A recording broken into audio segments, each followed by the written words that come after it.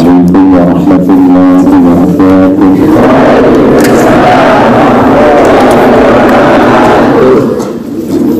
إن الحمد لله والصلاة والسلام على رسول الله نبينا وسيدنا محمد بن عبد الله وعلى آله وصحبه وذريته وأمته ومن والاه وبعد. فيا عباد الله أوصي نفسي وإياكم بتقوى الله فقد فاز المتقون فلا تموتن إلا وأنتم مسلمون. فقال تعالى يا أيها الذين آمنوا اتقوا الله حق تقاته ولا تموتن إلا وأنتم مسلمون. Jemaah sekalian, alhamdulillah, semoga pagi ini kita semua diberkahi oleh Allah Subhanahu wa taala. Para ulama mendefinisikan berkah itu tidak dengan amin, tapi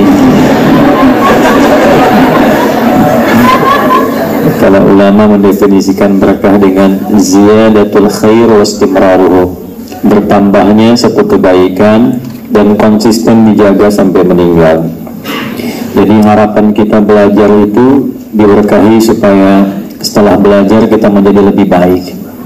Ya, dan itu sifat yang melekat pada semua jenis ibadah. Ukuran pertamanya itu adalah perubahan menjadi lebih baik, akhlak, tazkiyatun nafas. Nabi Ibrahim dan Nabi Ismail alaihi wassalam ketika mendapat tugas meninggikan pondasi Ka'bah sehingga berwujud kembali Bait Musyarraf, Ka'bah Musyarrafah, itu memohon kepada Allah Subhanahu wa taala keduanya di sisi Ka'bah agar kelak nanti terlahir nabi istimewa, nabi agung yang sudah Allah informasikan sebelumnya dalam komitmen kenabian. Tadi saya di Al-Azhar di Bekasi menyampaikan karena imamnya saat subuh membacakan Ali Imran ayat 80 sampai 83 dibagi pada 2 rakaat. Nah, di ayat 81 itu ada sebuah komitmen kuat bagi seluruh nabi yang bertugas di bumi, bahwa kenabian mereka itu dibenarkan oleh Allah, ditetapkan jika salah satunya menguatkan komitmen utama. Di antara komitmen utama itu adalah untuk menguatkan risalah Nabi penutup, Nabi agung yang menyempurnakan semua ajaran para nabi itu, sekaligus menyempurnakan seluruh sifat-sifat kemuliaannya. Jadi kalau Anda ingin melihat nabi yang mewakili seluruh kemuliaan sifat akhlak mulia nabi-nabi sebelumnya, itulah Nabi Muhammad SAW. Jadi kalau ingin menyimak, mempelajari keutamaan ajaran yang menyempurnakan, menggabungkan seluruh yang sebelumnya dan menyempurnakanlah, itulah Nabi Muhammad SAW. Maka pelajari, pahami, ingat. Jadi nggak mungkin kita ingat pada peristiwa yang nggak mungkin kita pelajari sebelumnya. Nah, jadi pelajari dulu ayat ini, lantas ingat-ingat dalam kehidupan kita. Pahami, pelajari, kemudian ingat saat Allah mengambil komitmen, perjanjian kuat dengan semua nabi yang bertugas di bumi. Ya, seluruh nabi namanya nabiin. Kalau bilangannya jamak tapi terbatas, yaitu anbiya namanya. Karena mengisahkan tentang nabi-nabi tertentu walau tidak semua nabi. Jelas ya? Kalau semua nabi tanpa kecuali itu namanya nabiyin. Nah, semua tanpa kecuali diambil perjanjian, komitmen tegas oleh Allah dari Al-Quran dan disebut mitsaq. Komitmen para nabi, rasul itu disebut mitsaq dalam Al-Quran. Apa di antara komitmennya itu? Yang paling pokok adalah lama ataitukum min kitab. Ketika engkau dilantik jadi nabi dan diberikan kitab, di pembedanya seorang nabi punya wahyu. Jelas ya? Mesti ada wahyunya itu. Yang kedua, hikmah. Nanti penjelas dari wahyu itu dalam bentuk ilmu dan perilaku. Ya, kesesuaian antara ucapan dengan tindakan. Al-isabatu fil aqwal wal af'al wa wad'u kulli syai'in fi mahalli. Itu hikmah. Baik ya. Nanti setelah itu apa perjanjiannya? Ja'akum rasulun musaddiqun lima ma'a. Kabarkan kepada umatmu akan ada nabi penutup yang paling tinggi derajat, yang paling sempurna ajarannya, yang paling mulia akhlaknya. Karena itu di Quran surah 30 di ayat ke-21 disebut uswah hasanah. Laqad kana lakum fi Rasulillahi uswatun hasanah. Di surat langsung dilekatkan sifat mulia akhlaknya. Wa innaka la'ala khuluqin azim, ya. Maka dari itu kalau nanti disampaikan pada umat, semua nabi berkewajiban menyampaikan pada umatnya akan datang nabi penutup, ya, lebih hebat dan sebagainya. Itulah yang menjadikan masa lalu sebelum kedatangan Nabi Muhammad itu menunggu-nunggu Nabi Muhammad. Menunggu-nunggu itu. Ya, diviralkan di Al-Qur'an sifat mereka di surah Al-Baqarah, sejak Al-Baqarah. Dari ayat misalnya 89. Jadi di kitab mereka itu sudah disampaikan, nanti akan ada nabi penutup, cirinya begini, spesifik. Cirinya disebutkan, ciri fisiknya, keturunan dari ciri ayahnya bagaimana, ciri ibunya, tempat lahirnya, daerahnya seperti apa, spesifik sekali. Sehingga mereka disifati diantaranya di Al-Baqarah ayat 146 itu sebagai orang yang kenal Nabi seperti kenal anaknya sendiri. Ya, alladzina atainahumul kitaba ya'rifunahu kama ya'rifuna abna'ahum. Orang-orang yang pernah dapat kitab diterangkan dari nabinya itu pasti kenal Nabi Muhammad seperti kenal anaknya sendiri. Ibu kan nggak mungkin pulang ke rumah bawa anak orang, ya? Ibu kenal anak ibu kan, bapak kenal anak bapak. Itu mereka kenal Nabi seperti kenal anaknya sendiri. Itu yang menjadikan mereka berangkat ke utara di bagian Madinah, daerah paling subur, sebetulnya untuk menunggu Nabi Muhammad jauh sebelum kedatangannya. Jadi ini saking utamanya beliau. Jadi kalau ada nabi-nabi lain bagus, utama, Nabi Muhammad lebih utama. Dan berbahagialah kita termasuk orang yang dipilih oleh Allah Subhanahu wa taala menjadi umat Muhammad sallallahu alaihi wasallam. Untuk itu banyak salawat, Bu, Pak. Banyak salawat. Nah, salawat pun balik lagi ke kita itu. Man shalla alayya salatan wahidah sallallahu alaihi wasallam. Siapa yang membiasakan salawat padaku, kata Nabi, walaupun cuma satu, balasannya dari Allah 10 untuknya. 10. Nanti dari 10 ini 1 ke 10-nya beda-beda. Ya, ada penghilang kegelisahan. Orang banyak sholawat itu banyak tenang hidupnya. Kalau nggak percaya silakan, banyak sholawat lebih tenang ke hati kita. Yang kedua, merubah menjadi lebih baik. Karena sifat Nabi itu teladan. Orang yang sering sholawat pada Nabi itu insya Allah akan merubah akhlaknya lebih baik. Anak dari kecil ajarin sholawat. Makanya anak itu kalau tumbuh dengan sholawat itu insya Allah akhlaknya akan baik. Mau berkata kasar malu karena ada sholawat di lisannya. Ya, Bapak untuk menghindari korupsi banyak sholawat. Ya, masa sholawat mau nipu, sholawat mau korupsi kan nggak enak tuh. Nggak percaya silakan aja Pak. Kalau banyak sholawat, insya Allah nggak korupsi tuh. Ya, mau nyogok juga malu sholawat. Ya kan? Nah itu diantara fadilah. Nanti ada 10. Itu ada yang standar. Ya, misalnya Allahumma sholli ala Muhammad wa ala ali Muhammad, ada yang standar. Ada yang istimewa dan itu riwayatnya tersambung secara mutawatir. Yang istimewa itu nanti ada yang terkait dengan pengabulan doa. Ya, ada yang terkait dengan penghilang kegelisahan sampai ke perkara masalah utang piutang dan sebagainya. Itu ada sanadnya. Nanti lain waktu kalau ada waktu ngaji khusus tentang sholawat itu bisa diturunkan, termasuk rentetan sanadnya. Ya. Nah kembali, jadi semua berebut ingin mendapatkan bagian istimewa dengan Nabi utama ini. Sampai Nabi Isa alaihissalam yang rentang waktunya kurang lebih 600 tahun lah sebelum kedatangan Nabi Muhammad SAW, kurang lebih kan sifat itu lebih mulia daripada zat. Kalau zat itu sosoknya. Nah, jadi yang disebutkan itu yang dengan sifatnya melekat kepadanya. Nah, sifat ini menunjuk keistimewaan. Orang diberi sifat kan cuma 2, sifat baik, sifat buruk. Jujur itu sifat, tawadu itu sifat. Maka kalau kita katakan dia orang jujur, dia orang tawadu, baik tidak? Nah, dalam ilmu bahasa, keutamaan sifat itu melekat pada dirinya, maka kan sifatnya lebih utama. Ya, lebih nanti itu ada ilmu balaghah, ditashbih namanya. Ya, anti kal badri fil jamalah. Ya, suami mengatakan pada istri malam-malam, mah keluar yuk sebentar. Kenapa? Lihat langit, lihat deh, masya Allah, aura mamah lebih indah dibandingkan cahaya bulan. Nah itu di ilmu balaghah. Tapi kalau tashbihnya itu mau lebih tinggi, hilangkan adat tashbihnya, ya kan? Langsung musyababahnya. Ya, musyabahnya dihilangkan, musyababahnya dimunculkan. Jadi yang mamahnya dihilangkan, sepertinya dihilangkan, bulannya langsung ditampakkan. Ya, masya Allah, lihat ketemu istri, suami salaman, masya Allah, ada rembulan di rumah, gitu kan? Nah itu sifat lebih tinggi. Semua nama yang melekat kepada Rasulullah itu nama sifat. Muhammad, Ahmad, Mahi, Kafi, itu sifat semua. Ini menunjukkan betapa sempurnanya kemuliaan akhlak Rasulullah SAW. Itu Semua ini. Ya, sampai Nabi Isa mengatakan pada umatnya, diabadikan di Quran surah 61 As-Saff di ayat yang ke-6. Wa mubasysyiran bi rasulin ya'ti min ba'di ismuhu Ahmad. Salah satu nama sifatnya, dan cuma sekali disebutkan di Al-Quran. Beliau memberikan kabar gembira kepada umatnya. Ini kan kabar gembira itu biasanya lahir dulu baru ngasih kabar. Ya, nama siapa tuh? Ahmad, pas tuh. Ya, ya sifat mubalaghah dari turunannya kata Hamid yang banyak memuji keluar, banyak ibadah. Kalau Muhammad banyak dipuji ke dalam.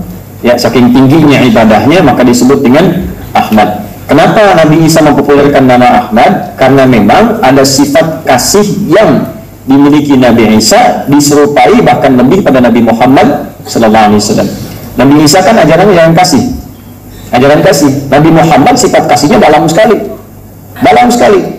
Ya, sehingga ada berita viral nanti Nabi akhir zaman itu punya sifat kasih yang sangat dalam. Umatnya menduga apakah ini Nabi yang terakhir, Nabi Isa? Kan banyak ditunggu juga. Ternyata beliau menyampaikan, bukan saya, nanti ada yang lebih hebat dibanding saya. Ajaran kasihnya begitu dalam, saking tingginya nanti beliau itu ibadahnya pun kepada Allah luar biasa. Maka yang disebutkan sifat Ahmadnya dibanding Muhammadnya. Kenapa? Untuk menunjukkan ibadahnya nggak bisa ditandingi. Itu poinnya. Walaupun sifat kasihnya itu dalam, jangankan pada manusia, pada hewan, pada tumbuhan Nabi kan luar biasa. Di mana ada ajaran mengatakan dalam konteks perang militer pun tidak boleh merusak tanaman. Di mana ada ajaran begitu? Jangan injak tanaman, jangan nebang pohon-pohon sembarangan. Dalam suasana militer nggak boleh merusak tumbuhan. Makanya dosa besar tuh kalau ada orang misalnya membabak pohon-pohon dalam suasana damai sehingga muncul banjir bandang dan sebagainya. Itu dosanya besar sekali. Karena dalam suasana militer pun itu dijaga keaslian tumbuhan itu. Itu kasihnya luar biasa. Nah, diduga oleh umatnya Nabi Isa waktu itu ini Nabi terakhir. Maka Nabi Isa mengatakan, bukan saya, ada Nabi yang akan lebih hebat di kemudian hari, sifat ibadahnya tak tertandingi oleh Nabi lain. Nah, itu dibuktikan dalam perjalanan sejarah. Kemudian ditampilkan di Al-Bukhari nomor hadis di 2010 ya, dari Sayyidah Aisyah radhiyallahu taala anha, ketika dikonfirmasi Nabi Muhammad SAW bagaimana salat malamnya itu sampai rakaat pertamanya terlihat kakinya sudah bengkak-bengkak. Dan ketika ditanya kepada beliau, lima hakadha wa kama qalat, beliau jawab dengan ringannya, afala akunu 'abdan syakura. Apa enggak boleh aku menjadi hamba yang bersyukur? Ya, Bapak kalau udah dijamin misalnya di ahli surga, masih mau ngaji enggak pagi ini? Masih mau tahajud enggak? Nabi malah kebalik, ya. Ya fasalli li rabbika wa inna atainaka kautsar. Ya, begitu mendapatkan kautsar malah meningkat salatnya. Meningkat sedekahnya. Ya, karena malu sama Allah. Masa ahli Quran enggak salat? Ya kan, malu sama Allah. Masa yang dijamin surga tidak bisa memberikan teladan? Afala akunu 'abdan syakura. Apa enggak boleh aku menjadi hamba yang bersyukur? Seorang nabi, status tinggi, akhlaknya mulia, dekat dengan Allah, orang yang belum meninggal, surganya sudah lengkap, turun satu surah untuk beliau, ya, masih salat malamnya dan setelah rakaat yang pertama ini bisa bengkak kakinya. Ya, ada orang yang surga belum jelas, bukan kita ya. Surga belum jelas, bukan nabi, bukan rasul, belum terjamin, tidak disebut namanya di Quran, kan? Malam lima bengkak matanya gitu. Nah, maka dari itu semua berebut. Semua berebut bagaimana caranya menginginkan Nabi Muhammad SAW itu ya kalau tidak hadir di arahnya untuk membantu dakwah beliau ya, atau menyampaikan minimal pada umat. Ini kewajiban semua Nabi sebelum Nabi Muhammad harus disampaikan. Makanya Nabi Isa itu menyampaikan dengan gembira, wa mubasysyiran, umumin dengan gembira pada belum lahir. Ini Pak Ahmad misalnya ya, sampaikan ke masyarakat, alhamdulillah Bapak Ibu sekalian, alhamdulillah lahir anak-anak kami ya, Husain lahir ya kan. Kapan lahirnya Pak? Entar 6 tahun lagi ya kan? Nah, Bapak Ibu ketawa kan? Karena nggak normal. Nggak normal. Nabi Muhammad lain 600 tahun belum lahir, Nabinya sudah gembira ngomongin dan umatnya menerima. Jadi kalau ada umatnya yang tidak menerima, bukan umat Nabi itu ya kan? Ya, Nabi Isa menyampaikan, Yesus sampaikan ke murid-muridnya, ke umatnya, nyampe akan ada Nabi penutup setelah saya, sifatnya begini, cirinya begini, ditunggu oleh umatnya pada masa itu tuh. Itu gembira menyampaikannya. Karena itu balik ke Nabi Ibrahim, Nabi Ismail. Nah, keduanya berdoa di samping Ka'bah, memohon pada Allah Subhanahu wa Ta'ala 4 kemuliaan bagi Nabi terakhir yang akan lahir dan dimohonkan lahirnya dekat Ka'bah.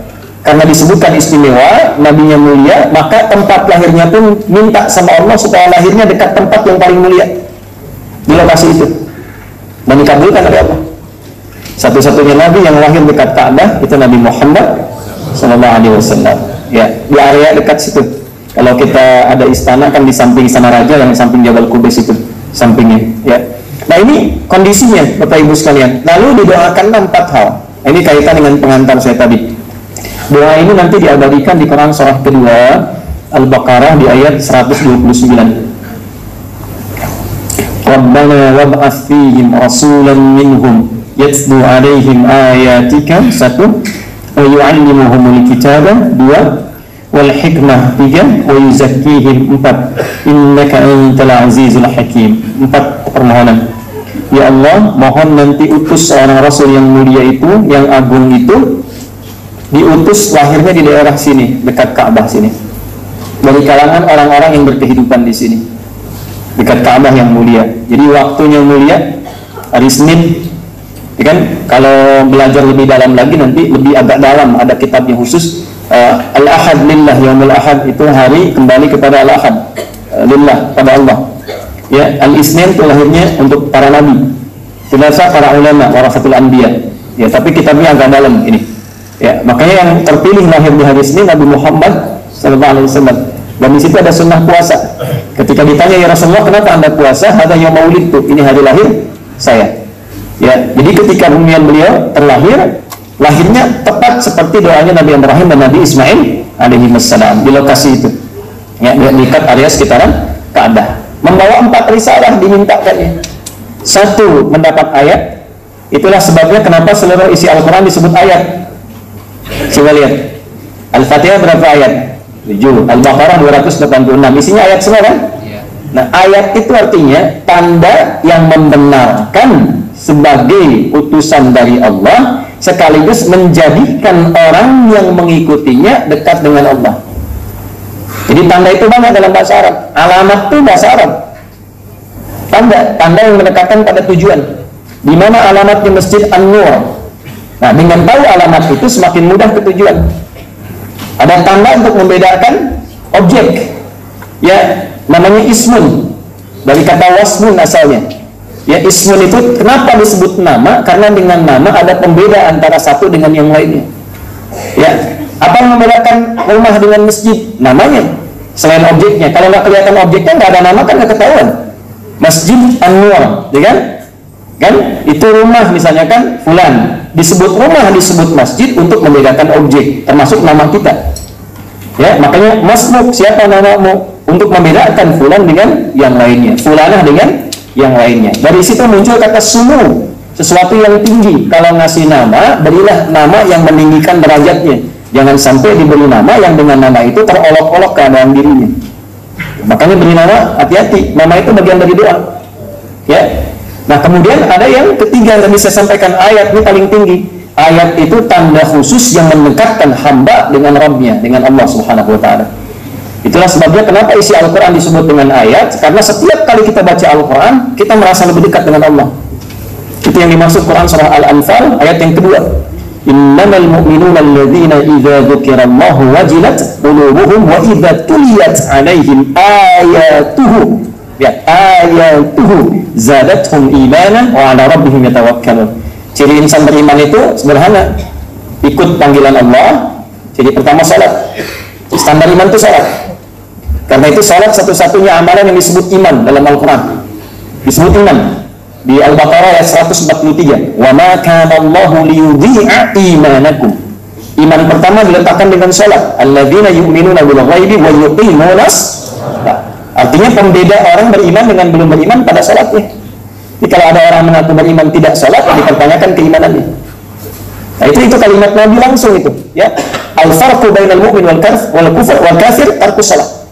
Perbedaan orang beriman dengan yang belum beriman itu lihat ngerjain salat atau tidak.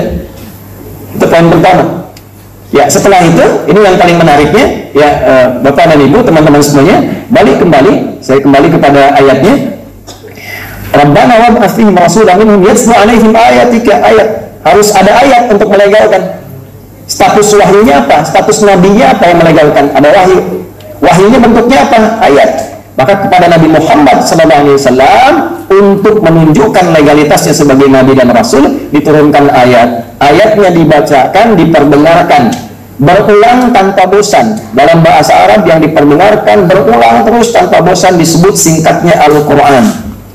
Ya, dibacakan, diperdengarkan. Qiraah itu baca. Quran itu sifat mubalaghah dari qiraah, yang diperdengarkan terus, orang nggak ada bosan. Itulah diantara mukjizat Al-Quran. Kenapa disebut Al-Quran? Karena akan terus dibacakan dan tidak ada orang bosan. Siapa orang bosan baca Quran boleh angkat tangan. Bapak minimal baca Quran berapa kali sehari? Ibu berapa kali? Ada sekali baca Quran? 2 kali? 3 kali? Siapa yang 5 kali dalam sehari baca Al-Quran? Tidak ada. 2 ada. Kalau ibu cuma 2 kali baca Quran sehari, berarti ibu cuma sholat subuh, yang lain tidak. Karena kita itu baca Quran pasti 17 kali sehari paling minimal. Oh iya ya.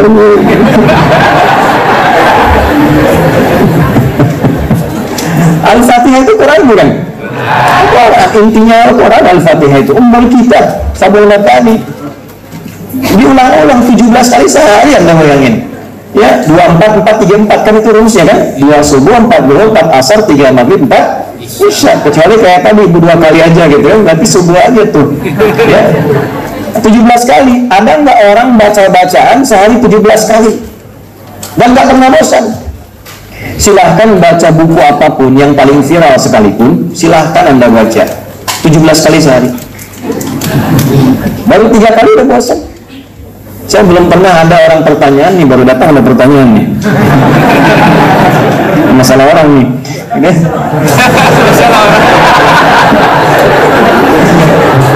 Itulah nasibnya Ustaz begitu. Jadi Masya Allah 17 kali silakan suruh baca, belum tentu itu. Dan belum ada orang yang datang dengan mengatakan saya pusing Ustaz. Kenapa? Fatihah 17 kali saya baca pusing ya. Antum dari mulai balik sampai sekarang berapa ratus ribu kali baca, nggak ada. Itulah Al-Quran. Jadi seorang nabi itu mesti ada wahyunya. Nggak bisa cuma dengan mengklaim saya barusan video call dengan malaikat, nggak bisa. Nggak bisa. Jadi harus memang ada penjelas. Makanya di dalam kitab hadis yang pertama dibuat oleh Imam Al-Bukhari, topiknya kitab Bad'ul Wahyi, untuk menunjukkan bagaimana nabi yang benar, utusan yang benar, atau pengajar yang benar yang tersambung sanadnya ke nabi, seperti ini jalannya. Itu gambarannya. Yang kedua, perhatikan kalimatnya, wa yu'allimuhumul kitab, harus mengajarkan ini lewat keterangan penjelasan beliau. Maka ada Al-Quran, ada penjelasan. Penjelasannya disebut dengan hadis, untuk membedakan dengan sifat Quran qadim. Al-Quran qadim, Al-Quran laisa bimakhluqin, Al-Quran bukan makhluk. Jelas? Al-Quran kalamullah, firman Allah. Nah, kalimat Nabi yang menjelaskan hadis. Ya, kalau hadis bermakna jadid, sesuatu yang disampaikan, penjelasan dari Nabi sallallahu alaihi wasallam, kan? Ma usnida ila Nabi sallallahu alaihi wasallam min qaulin aw fi'lin aw taqririn aw sifatin khalqiyatin aw ghairi khalqiyatin. Itu definisi ilmu hadisnya. Itu pun nanti harus diriset lagi, benar enggak kata-kata Nabi, tahu dari mana? Maka ada ilmu khusus namanya sanad. Disebut dari Nabi, ditinjau dulu, dicek dulu, diteliti dulu. Maka 5 syaratnya ya untuk diterima. Mattasala isnaduhu binaqdil abdil babiti 'anil abdil babiti min ghairi syuhudin wala 'illatin qadihah. Harus nyambung sanadnya. Benar enggak ada orangnya? Ada enggak? Misal ada hadis Nabi, khairukum man ta'allama al-Qur'ana wa 'allama. Dari mana tahu itu hadis? Oh, karena ada di Al-Bukhari. Betul ada, betul. Di mana? Nomor hadis 5027. Al-Bukhari enggak pernah ketemu Nabi. Bagaimana memastikannya dari Nabi?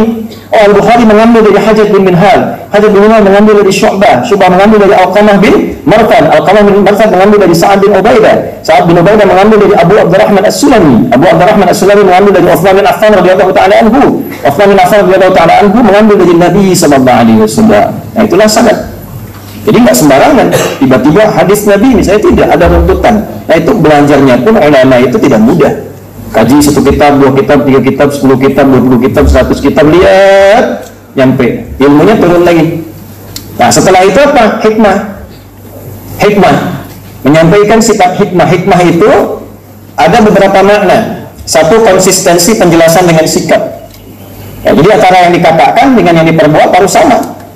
Jangan sampai ngajarkan tahajud, nabinya nggak tahajud, itu nggak mungkin. Ya, ulama warasatul anbiya juga begitu. Ngajarkan muridnya tahajud, dianya tahajud. Ngajarkan muridnya dekat dengan Quran, dianya baca Al-Quran. Itu hikmah. Nah, yang kedua, hikmah itu puncak ilmu. Puncak ilmu itu sifat bijak yang mengerti objek dakwah. Ke orang tua bagaimana, ke kalangan awam bagaimana, dengan para ulama bagaimana, sikapnya tidak sama. Nah, dari tiga ini yang keempat, inilah intinya. Jadi saya barangkan kurang lebih hampir 15 menit ingin mengembalikan ke pembukaan kita tadi yang berkah yang kata Ibu Amin tadi itu. Ya, wa yuzakkihim, dan tiga ini menunjuk pada satu tujuan, membersihkan hati supaya jadi pribadi yang baik. Karena intinya di sini Bu, Pak, kalau ini baik, semua bagian tubuh kita baik. Idza salahat salahal jasadu kullu wa idza fasadat fasadal jasadu kullu. Ala wajhal qalbu. Jadi di sini di dalam jiwa kita. Nah, itulah sebabnya disebut dengan tazkiyatun nafas, bagaimana membersihkan sifat-sifat buruk dalam sini. Sebab bagi tubuh kita itu, bagian luar ini, itu bagaimana hatinya. Ya, marah itu kan mata melotot, mulut mulai mengacau, tangan bersikap kasar karena suasana hati. Ya, karena ada sifat iri, keluar ekspresi yang tidak bagus. Karena dengki, keluar kata-kata kotor. Kan di sini, innan nafsa la'ammaratun bisu illa ma rahima rabbi. Quran surah 12 ayat 53. Keadaan jiwa itu kalau nggak terkendali, yang keluar sifat buruk. Nah, tugas Nabi mengajarkan lewat Quran, lewat hadis, dengan hikmah memperbaiki hati. Kalau sudah hatinya bagus, akhlak keluar. Akhlak itulah identitas kita sebagai makhluk. Penciptanya Allah disebut Khaliq. Quran surah 15 ayat ke-28, inni khaliqun basyara. Kita yang tercipta sebagai makhluk, sifat bawaan penciptaan kita namanya akhlak. Supaya akhlak keluar, harus digali lewat apa? Lewat ibadah. Dalilnya apa? Al-Quran. Caranya apa? Hadis. Prakteknya apa? Sunnah. Jalannya bagaimana? Hikmah. Lahirnya apa? Akhlak. Nah, saking pentingnya ini didahulukan jawabannya. Jadi begitu Nabi Ibrahim, Nabi Ismail itu berdoa, dijawab kemudian di era Nabi Muhammad dilahirkan. Ini dahsyatnya Nabi Muhammad. Tadi minta berapa Nabi Ibrahim, Nabi Ismail? 4. Jawabannya 5 Bu. Inilah keistimewaan Nabi Muhammad. Diminta 4 oleh 2 Nabi mulia, Allah jawab 5. Ada lagi yang begini, Nabi lain minta dikasih, Nabi Muhammad gak minta diberi. Kenal Nabi Musa Bu? Ayo bilang kenal. Nabi Musa itu minta sama Allah sebelum ke Fir'aun, berdoa supaya dilancarkan lisannya, dilapangkan hatinya. Maka beliau berdoa di surat Taha, Rabbi shrahli wa yassirli wahlul 'uqdatam yafqahu. Perhatikan, Rabbi shrahli sadri. Beliau minta dikabulkan. Nabi Muhammad gak minta, turun ayat alam nashrah laka sadrak. Sempurna kalimatnya. Rabbi shrahli alam nashrah sadri laka sadrak. Minta wa yassirli Nabi Muhammad wa nuyassiruka lil yusra. Muhammad SAW. Nabi Ibrahim, Nabi Ismail alaihi wassalam berdoa minta 4, Allah menyempurnakan, jawab 5. Al-Baqarah 129, jawabannya Al-Baqarah 151. Tadi kan jawabannya.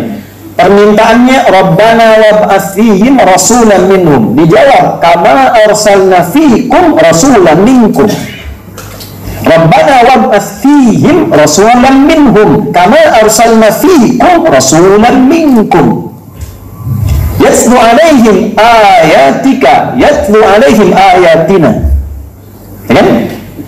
Wa yu'allimuhumul kitab. Tidak? Didahulukan tazkiyah, dikedepankan saking pentingnya tazkiyah. Wa yuzakkihim. Coba lihat jawabannya. 5. Kama arsalna fiikum rasulan minkum yatlu alaikum ayatina wa yuzakkikum. Yang urutan 4 dari doa-doa Nabi tadi didahulukan, kedua setelah Al-Quran. Wa yu'allimukumul kitaba 3, wal hikmah 4, 5. Wa yu'allimukum ma lam takunu ta'lamun. Jadi bukan hanya 4, yang kelimanya mengajarkan apa yang kita belum tahu. Itu diantara mukjizatnya. Mana ada zaman pada saat itu tinggal di tempat yang sangat jauh, di tengah-tengah tidak ada peradaban, kok bisa menginformasikan tentang perkembangan janin. Ya, di dalam perut seorang ibu, di dalam rahim. Ya, di surah ke-22 ayat 5 itu kan dijelaskan. Ya, kemudian dirinci di surat Al-Mu'minun bagaimana keadaan ya, janin itu berkembang dan sebagainya. Itu bagaimana bisa menjelaskan itu? Ya, nanti Romawi akan dikalahkan. Alif Lam Mim ulibatir. Romawi akan kalah, perangnya belum kejadian. Kan sesuatu yang tidak mungkin, belum terjadi sudah diisyaratkan. Wa ya'limukum ma lam takunu ta'lamun. Tapi poin saya adalah dari 4 yang dimohonkan itu, tazkiyah dimohonkan nomor 4 oleh Nabi Ibrahim dan Nabi Ismail, oleh Allah dimajukan nomor 2 setelah Al-Quran. Yatslu alaikum ayatina wa yuzakkikum. Ingin memberikan kesan bahwa sebaik-baiknya orang ngaji, seistimewa-istimewa orang ngaji itu bukan yang hafalannya paling banyak, bukan yang bacaannya paling merdu, tapi bagaimana yang dibaca itu merubah dirinya menjadi lebih baik. Itu maksudnya.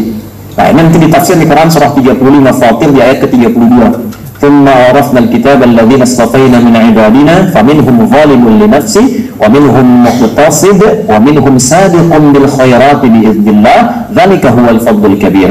Anugerah terbesar ahli Quran itu bukan saat hafal 30 juz dengan hafalan yang mutqin, bacaannya bagus, atau yang ngaji yang ustadznya istimewa, jemaahnya bagus, banyak dan sebagainya. Bukan itu. Yang istimewa itu adalah yang setiap ayat dikaji bisa merubah orangnya menjadi lebih baik dari sebelumnya.